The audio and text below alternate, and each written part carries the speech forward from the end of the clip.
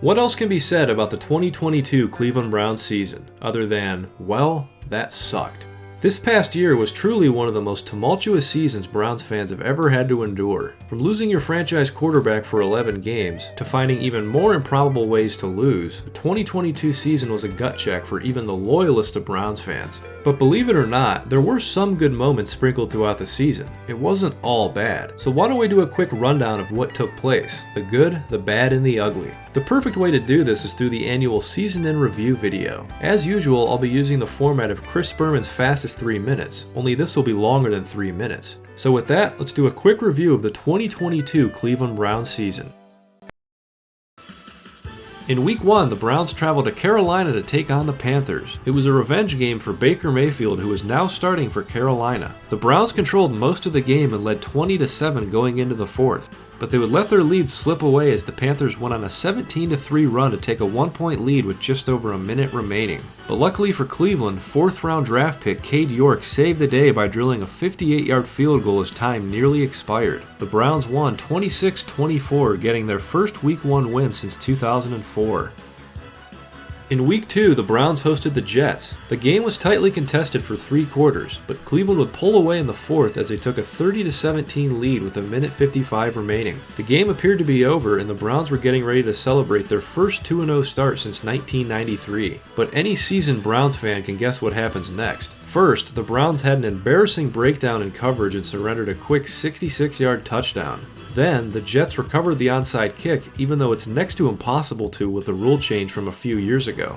And then, with no timeouts remaining, the Jets marched right down the field and scored the go-ahead touchdown with 22 seconds left. You cannot make this stuff up. The Jets won 31-30, handing the Browns one of their most humiliating losses in franchise history. But Cleveland had to put that behind them as they were hosting Pittsburgh 4 days later on Thursday Night Football. David Njoku had 9 catches, and Jacoby Brissett was continuing to hold down the fort. The Browns fended off Mitch Trubisky and the Steelers and won by a score of 29-17. But I have to point out that Cleveland almost botched the onside kick when Pittsburgh was attempting to rally. If the Steelers had recovered it and won the game, heads would have rolled in Berea. Before we got to Week 4, Myles Garrett would find himself in the headlines. On September 26, Myles was involved in a single car crash when he lost control of his Porsche, causing it to flip multiple times. Luckily, the injuries were not life-threatening, and both Myles and his passenger were okay. Unfortunately, this would cause him to miss the following game against Atlanta. And that brings us to Week 4, where the Browns traveled to Atlanta to take on the Falcons. Cleveland drove right down the field on the opening drive, but came up empty after Kevin Stefanski gambled on 4th down. Later on, the Browns got creative with David Njoku, running a reverse and then doing a flea flicker that sadly resulted in a fumble. Cleveland led 20-17 in the fourth, but they would blow the lead after there was yet another breakdown in coverage. The Browns still had a chance at the end, but Jacoby threw it 30 yards into triple coverage, resulting in a pick. The Falcons won 23-20 with Marcus Mariota completing just 7 passes the entire game. In Week 5, the Browns returned home to host the Chargers. Cleveland jumped out to a 14-0 lead, but would then surrender 17 unanswered. Both teams went back and forth all day, with the lead changing 3 times. With less than 3 minutes remaining in the game, Jacoby Brissett had the Browns inside the Chargers' 10, but would then throw an awful interception in the end zone. Fortunately, the Browns would have another shot after Chargers coach Brandon Staley took a foolish gamble and went for it on 4th down in Chargers territory. But Cleveland couldn't capitalize as Cade York missed a 54-yarder to win the game. The Chargers escaped with a 30-28 victory, dropping the Browns to 2-3 on the year. It's worth noting the Chargers gashed the Browns for over 200 yards rushing. Cleveland remained home in Week 6 as they hosted the New England Patriots. The game was competitive in the first half with the score 10-6 going into the locker rooms, but the Patriots pulled away in rather embarrassing fashion and took a 24-6 lead. Cleveland showed some signs of life and cut the lead to 24-15, but that's as close as they got. They then muffed a punt, and the Patriots turned it into 7 points. Then a Jacoby Brissett fumble turned into another 7 for the Patriots. New England routed Cleveland 38-15 as Bill Belichick schooled Kevin Stefanski for the 2nd straight year. The following week, Cleveland traveled to Baltimore to take on the Ravens. The Browns started hot and took a 10-3 lead, but the Ravens would rally to score 17 unanswered. Down 10 in the fourth, the Browns finally fed Nick Chubb and he quickly led them down the field on a 75-yard touchdown drive. The Browns then had a chance to win the game after the Ravens lost a fumble. 6 plays later, Jacoby Brissett hit Amari Cooper on a 34-yard touchdown, but it was called back after a phantom interference call on Amari Cooper. The Browns would then be forced to attempt a 61-yard field goal to tie the game. Sadly, Cade York's kick was blocked, and the Browns came up short on this day 23-20, dropping them to 2-5 on the year. On a high note, Mark Andrews was held to 0 catches, and Lamar Jackson was contained all day long. In Week 8, the Browns hosted the Bengals on Monday Night Football. Joe Burrow threw an interception on the opening drive, which was the 3rd time in a row he had done that against Cleveland. That set the tone for the entire night as the Browns would decimate the Bengals 32-13. It was a great team performance all around. Nick Chubb was Nick Chubb, Jacoby Brissett played great, and Amari Cooper was stellar. The only lowlight was an awful interception thrown by Amari Cooper. The win was the Browns' 5th in a row over the Bengals and their 8th in the last 9 tries. Joe Burrow fell to 0-4 all-time versus the Browns as they improved to 3-5 on the season. After the bye week, Cleveland flew down to Miami to take on the Dolphins. The game was competitive early on, but a Nick Chubb fumble at the end of the first quarter is what planted the seed for a collapse. The Dolphins' touchdown at the end of the first half allowed them to double dip in the second half and take a 24-7 lead in the blink of an eye. Miami wound up humiliating Cleveland 39-17 as the Browns had no answer for the Dolphins' high-powered offense in the scorching Miami sun. In Week 11, the Browns took on the Buffalo Bills. Due to extreme weather in Buffalo, the game was moved to Ford Field in Detroit.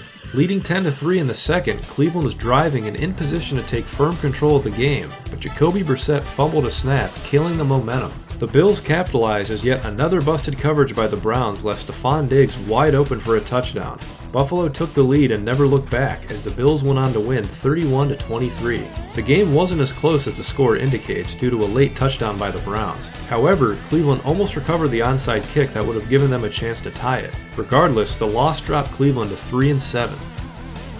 In Week 12, the Browns hosted Tom Brady and the Tampa Bay Buccaneers. The Browns scored a touchdown on the opening drive, but their offense would crumble after that. Down 17-10 in the fourth, Amari Cooper had a crushing drop on 4th down, and it looked like the Browns were finished. But amazingly, Tom Brady didn't put the game away, and the Browns had another shot at the end. Cleveland drove down the field and tied it up after David Njoku made the biggest play of his career to send the game to overtime. In overtime, Nick Chubb won the game on a 3-yard touchdown. The Browns won 23-17, improving to 4-7.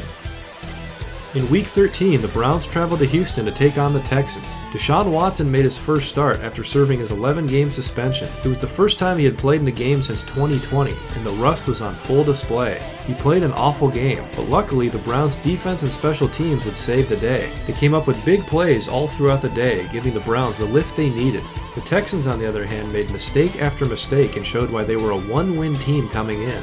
Cleveland won 27-14, improving to 5-7 on the season. The following week, the Browns traveled to Cincinnati for round 2 of the Battle of Ohio. Kevin Stefanski made a questionable decision to have Jacoby Brissett come in and throw it deep on 4th down. It didn't work. The Browns made another critical mistake when Tony Fields ran into the punter and gave Cincinnati a 1st down. All the momentum swung towards the Bengals after that, and it was pretty much over. Cleveland still had a shot, but Deshaun Watson threw a bad pick, and Donovan Peoples-Jones dropped a touchdown on 4th down. The Browns lost 23-10, dropping to 5-8. Another note, Cade York was really upset he couldn't attempt a 68-yard field goal. In Week 15, Cleveland hosted Baltimore on a Saturday night. Down 6-3 in the third quarter, the Ravens were threatening to take the lead, but Tyler Huntley was picked off by Denzel Ward. This was the turning point as the Browns carried that momentum through the end of the game, winning by a score of 16-3. The Ravens had nearly 200 yards rushing, but could only muster 3 points. Justin Tucker also missed 2 field goals for the first time since 2018. As for the Browns, Deshaun Watson looked much improved, which gave hope to fans. The Browns improved to 6-8 on the year. In Week 16, the Browns hosted the Saints on Christmas Eve. It was the second coldest game in Cleveland history, but this didn't affect the Browns, at least at first, as they got off to a hot start, leading 10-0. But the Saints refused to lay down and tied the game by double-dipping with the field goal before the half and a touchdown to start the third quarter. Tied at 10, Deshaun Watson was picked off and Daniel Sorensen ran it back 36 yards, setting up a touchdown. The Browns never answered back, and the Saints went on to win 17-10, dropping the Browns to 6-9, officially ending the slim playoff hopes they still had. I should note, David Njoku dropped a touchdown at the end that would have sent the game to overtime. In the penultimate game of the season, Cleveland traveled to Washington to take on the Commanders. In the first half, Deshaun Watson looked awful, going 3 of 8 for 23 yards and 4 sacks. But a 49-yard touchdown to Amari Cooper got things going, and the Browns never looked back. Deshaun wound up throwing 3 touchdowns in the second half, and the Browns went on to win 24-10, eliminating Washington from playoff contention. The Browns were fortunate that Ron Rivera started Carson Wentz over Taylor Heineke, the fan favorite. Wentz stuck it up, throwing 3 picks. In the season finale, Cleveland traveled to Pittsburgh to play at the House of Horrors. The Browns struck first with a 10-yard touchdown to David Njoku, but the Steelers answered back after there was yet another breakdown in coverage by Cleveland. Deshaun Watson then threw a bad pick, leading to a Steelers field goal. The momentum swung towards Pittsburgh and never really went back. In the fourth quarter, there was brief hope for Cleveland when Nick Chubb cut the deficit to 6. However, the Steelers sealed the deal with a 1-yard touchdown from Derek Watt, giving Pittsburgh a 28-14 victory. The Steelers finished the year with yet another winning record, keeping Mike Tomlin's streak alive. The Browns, on the other hand, stumbled into the offseason with the disheartening 7-10 record. And that's a wrap on the 2022 Cleveland Browns season. Obviously, it was a very frustrating year, but it really wasn't surprising if we're being honest with ourselves. When Deshaun Watson's suspension was extended to 11 games, deep down, I think we all knew the season was lost. I remember playing the schedule game and I had the Browns around 4-7 or 5-6, and they wound up 4-7, so again, not all too surprising. I think a lot of people set their expectations way too high, especially after they started 2-1 with a win over the Steelers. That said, there were a lot of winnable games that were lost in inexcusable fashion, so disappointment is certainly justified to some degree. Let's just hope everything gets cleaned up in the offseason and 2023 is a much better time for everyone. And one last thing, a lot has been made about how Deshaun Watson played at the end of the year, but I think people have really overreacted. In my opinion, he wasn't that bad, and I'll be making a separate video about that in the future. Other than his debut against Houston, and I guess the Steelers game, I thought he looked perfectly fine considering the 2-year layoff. Now, was he in $230 million form? Of course not, but no reasonable person expected that. Again, in my opinion, there was nothing too concerning about the way he played.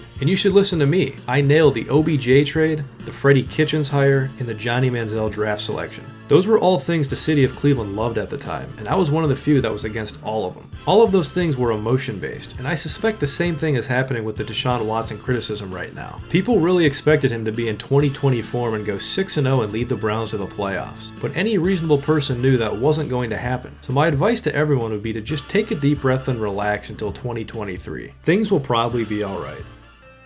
That's going to do it for the video, everybody. If you haven't already, please hit subscribe, please follow me on Twitter, follow me on Twitch, and please consider supporting me on Patreon. All of the links will be in the description. Until next time, I'm Ramen Robbie, and thanks for watching.